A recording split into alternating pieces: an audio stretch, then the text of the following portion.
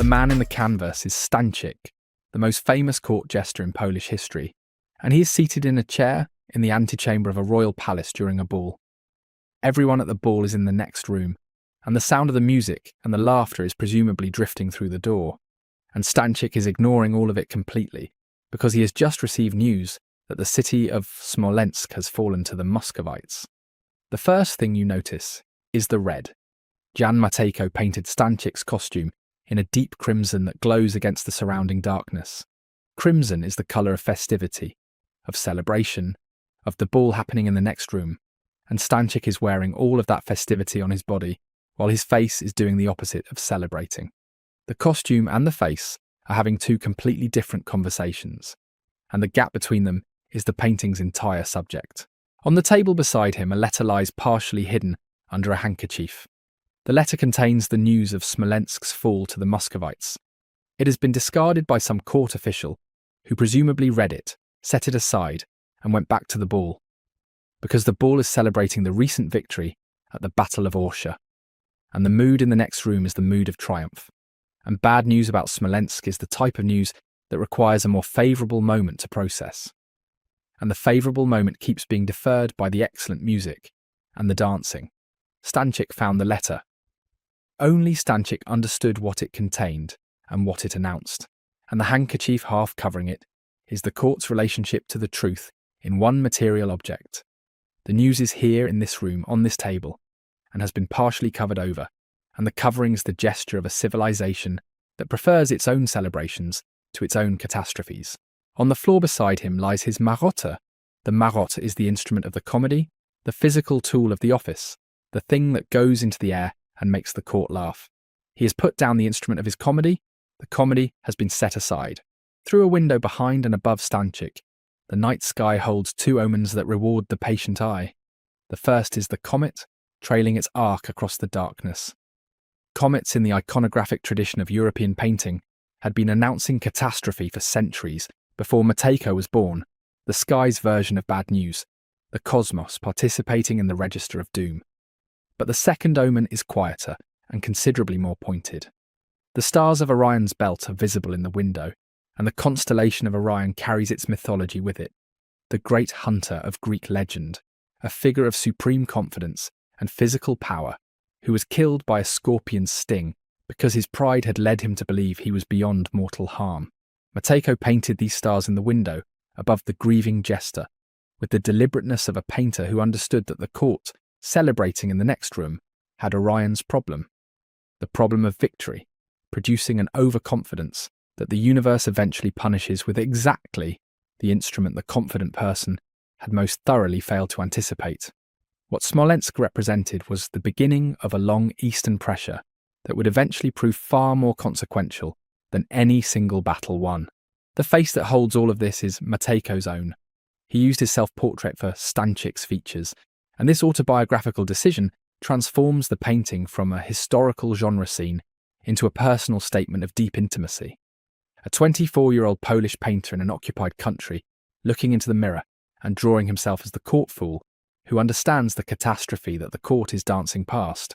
This is a young man's declaration about what he is, the person who sees clearly in a context that rewards looking away, who carries the accurate assessment of the national situation in a role that officially makes his assessments a form of comedy. Matejko would spend the rest of his career painting the sweeping panoramas of Polish history at enormous scale, crowd-filled canvases depicting the great events with the theatrical grandeur of a painter who understood that historical painting in an occupied country was a form of political resistance. But before all of that, in 1862, he painted himself as the jester in the antechamber, the fool with the accurate intelligence and the discarded marotte and the partially covered letter, and the painting's more honest about what it felt like to be Matejko than any of the later, grander work. Poland in 1514 was at the height of the Jagiellonian Renaissance, a period of remarkable cultural and intellectual flourishing, a Polish golden age of the arts and sciences and political institutions that produced, among other things, Copernicus and some of the most sophisticated political philosophy in Europe. The loss of Smolensk in that context was the type of event that could be absorbed into a narrative of temporary setback. Orsha was won the same year after all, and the court had reason for the celebration filling the background. The error Stańczyk saw, and that the painting shows him seeing, was the error of treating Orsha as the event and Smolensk as a footnote, when the correct reading was the reverse. Smolensk was the event, and Orsha was the distraction. The Muscovite pressure from the east that Smolensk represented would prove, across the following century, to be the most consequential geopolitical reality Poland faced. Matejko painted this in 1862, the year before the January uprising of 1863, the major Polish insurrection against Russian rule that would fail, that the painting seems to anticipate with the particular melancholy of someone watching preparations for an effort that clarity tells them will be crushed. Poland in 1862 had been partitioned among Russia, Prussia, and Austria for over 60 years. Polish culture was engaged in the ongoing project of maintaining national consciousness under occupation, keeping alive in art and literature and memory the record of what Poland had been and what it might be again. Matejko's career would become the centre of this project.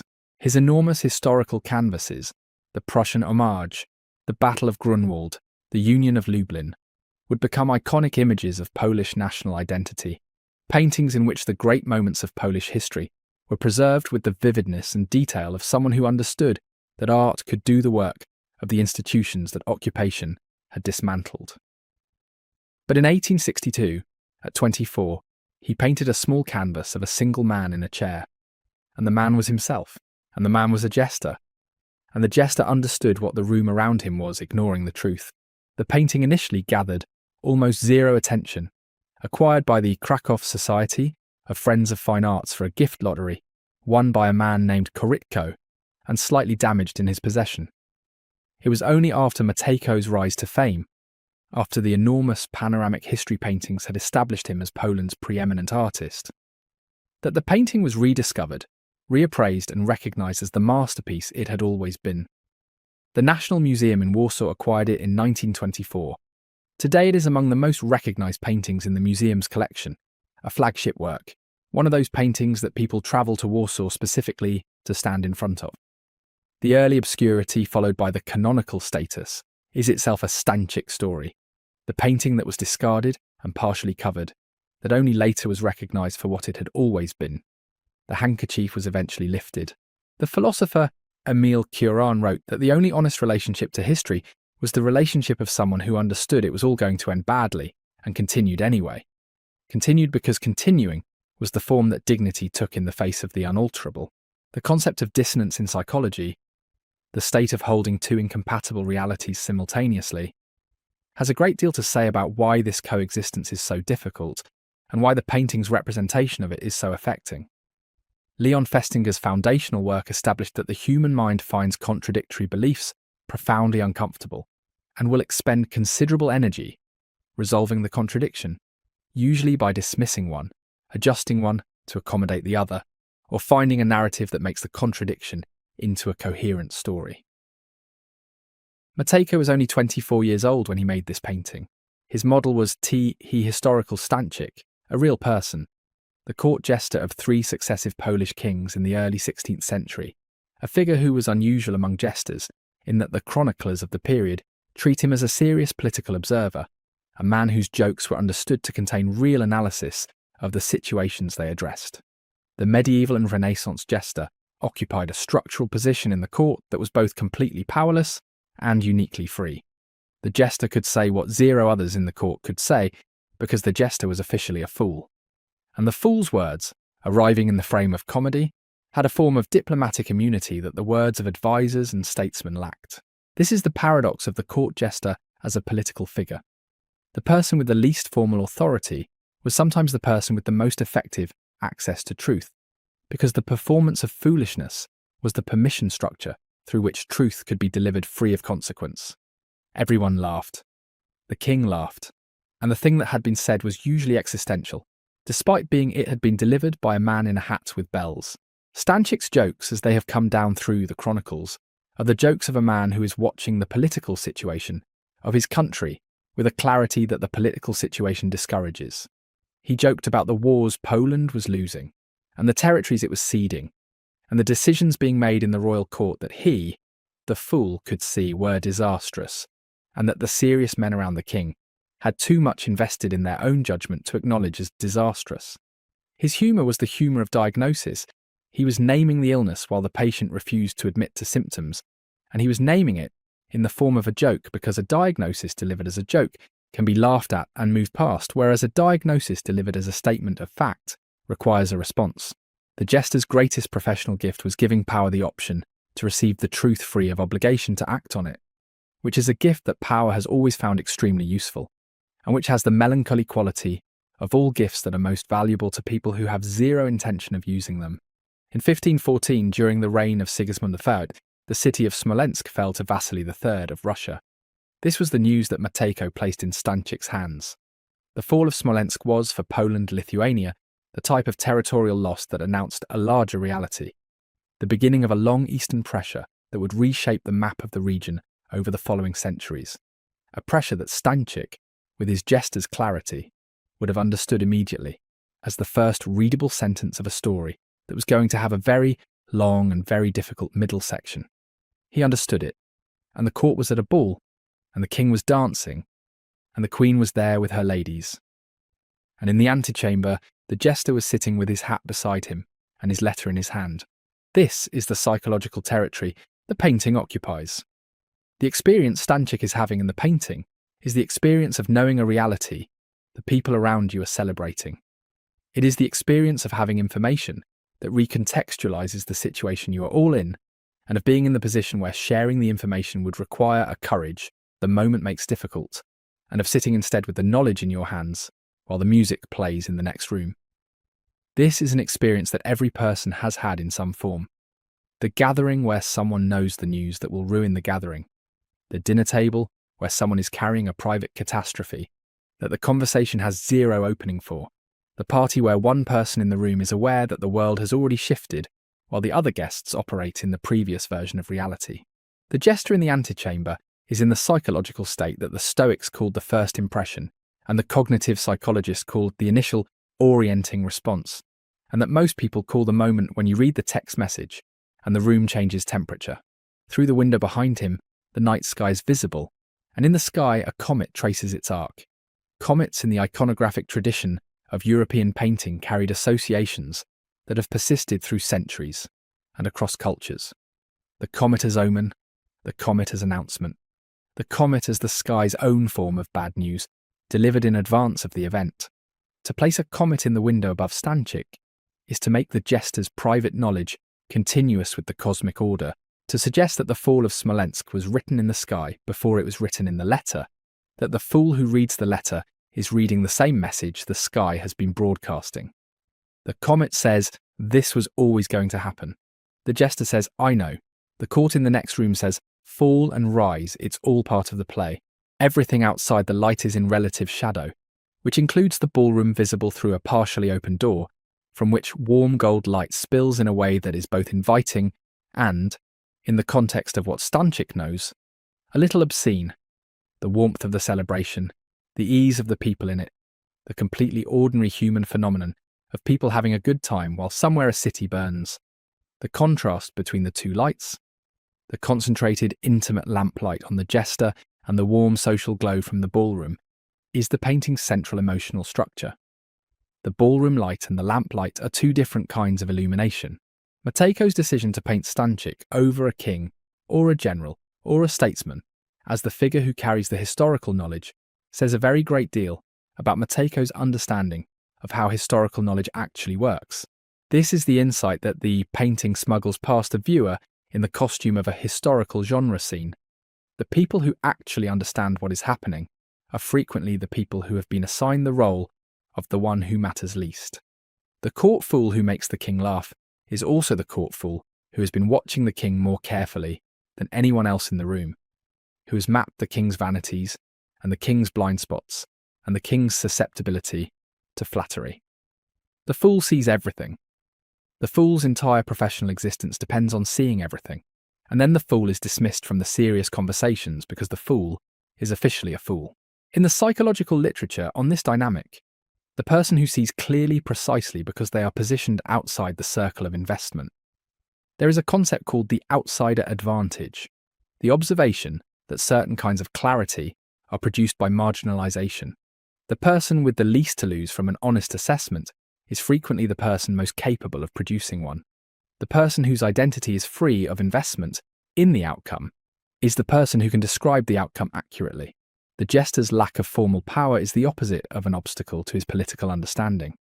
It is the condition that makes his political understanding possible, because he has zero stake in the outcome beyond the stake of someone who is going to have to live in whatever country the decisions produce.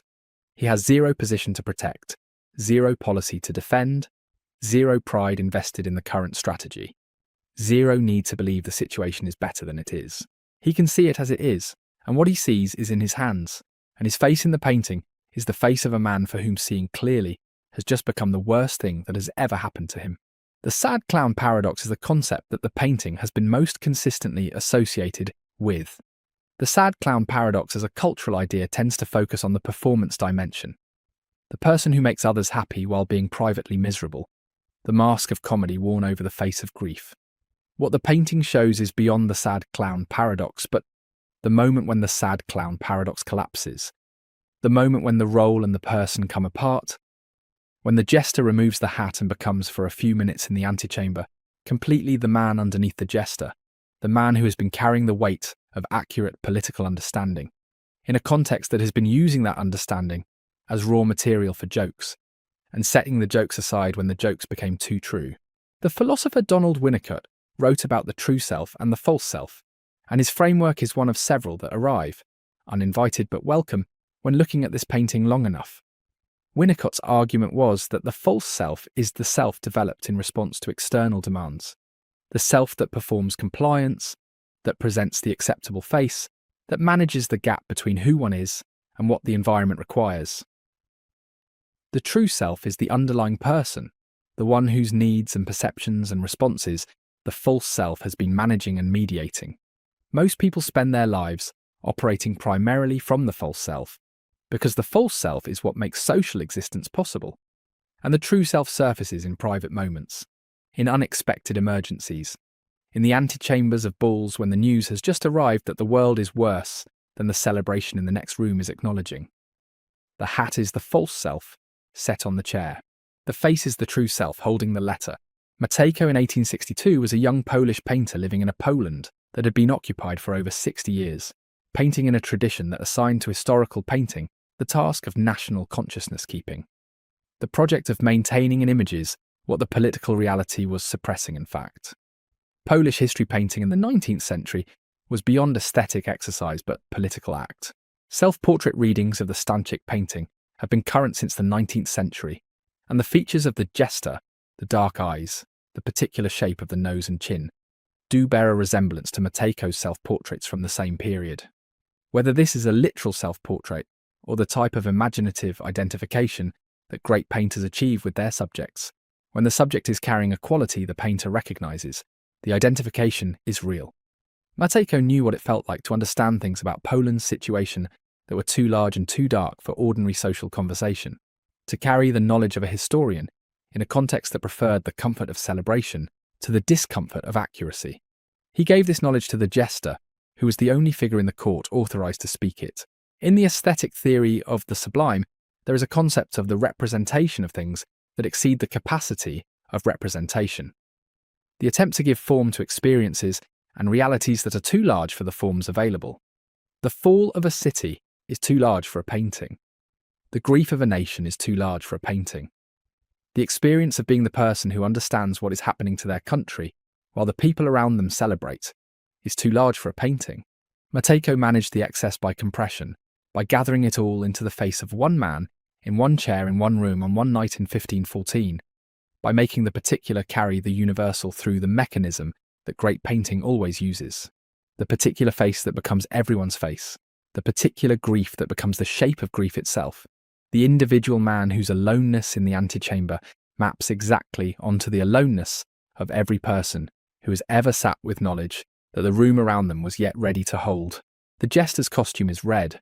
Red in the iconographic tradition carries multiple competing associations: blood and power and passion and warning and vitality and danger. And Matejko's use of it for the jester's costume creates a visual tension. The red is festive. It is the red of celebration, of the ball, of the costume designed to produce visual delight in a court context. The red is also the red of urgency, of alarm, of the body's response to threat. The jester in his red costume is dressed for celebration and holding catastrophe, wearing the colours of festivity, while carrying the news that the festivity is obscene. And the red works in both registers simultaneously, which is what the painting is doing in every other dimension as well, holding the festive and the catastrophic in the same frame, letting them coexist free of resolving the tension between them. The psychological literature on dissonance, the state of holding two incompatible cognitions simultaneously, has a great deal to say about why this coexistence is so difficult and why the painting's representation of it is so affecting. Leon Festinger's foundational work on cognitive dissonance established that the human mind finds the holding of contradictory beliefs profoundly uncomfortable, and that it will expend considerable energy resolving the contradiction, usually by dismissing one of the beliefs, adjusting one to accommodate the other, or finding a narrative that makes the contradiction into a coherent story. The court at the ball is doing cognitive work in the next room. The news of Smolensk has presumably reached the court in some form, because the letter in Stańczyk's hands was delivered to the palace, and yet the ball continues because the ball is the cognitive solution to the dissonance. The assertion, through continued celebration, that the news is either manageable or insufficiently real to interrupt the dancing. Stańczyk in the antechamber has declined to perform this cognitive work. He is sitting with the dissonance in its undissolved form, holding the contradiction free of resolving it, and the cost of this is the face the painting shows. Stańczyk has refused the avoidance. He has sat down with the news. He is feeling what the news produces when it is allowed to arrive fully, and the feeling is terrible, and the terrible feeling is also the accurate response to a terrible reality. And the accurate response to a terrible reality is, in the framework of most serious psychological thinking, about how humans relate to truth, the foundation of any possible real engagement with what the truth requires. He is the person doing the emotional work that the court has collectively decided to defer. Matejko returned to Stańczyk across his career, painting the jester in several subsequent works, in different contexts and different configurations, as though the figure had claimed a place in his imaginative landscape that other historical figures had failed to secure. The jester who makes truth bearable by wrapping it in comedy, who sees clearly because he has been assigned the role of the one who sees, who sits alone in the antechambers of history, with the news that the celebration in the next room has yet to receive. This figure was Matejko's most personal historical creation, the one in whom his own experience of being a Polish painter in an occupied country was most fully and most honestly reflected. The later Stańczyk appearances confirm the first painting's reading. The jester is the figure of consciousness, the one who knows, the court's grief made visible in the form of comedy's opposite, the man who takes the hat off and sits with the truth because the hat and the truth resist sharing the same face at the same time, to stand in front of the painting in its current home, the National Museum in Warsaw, where it has hung since the museum acquired it, and where it is among the most visited works in the collection. The painting's final gift is this: it gives the viewer permission to put the hat down, to sit in the antechamber for a moment, to hold the letter and feel what the letter produces when it's held fully, the real weight of the terrible thing that the celebration in the next room has been built to keep at a comfortable distance.